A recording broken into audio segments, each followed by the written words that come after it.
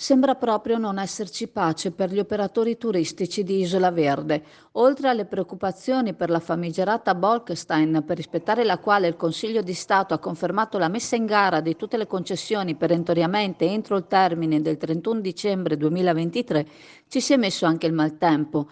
Certo che siamo consapevoli che con l'inverno arrivano le mareggiate, riferisce Giorgio Bellemo, presidente di Ascot, ma questa è stata ancora più pesante delle precedenti, che comunque non sono state uno scherzo. Gli operatori stanno vivendo un momento di incertezza esasperante, non hanno la sicurezza che le concessioni su cui hanno investito anni e anni di lavoro e sacrificio verranno rinnovate, ma intanto devono essere presenti per salvare il salvabile.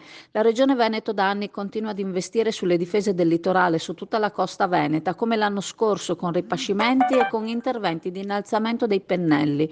L'assessore regionale all'ambiente Giampaolo Bottaccin frequentemente visita i vari interventi delle diverse località balneari e conosce molto bene il problema. È però evidente che bisognerà investire su strutture più importanti.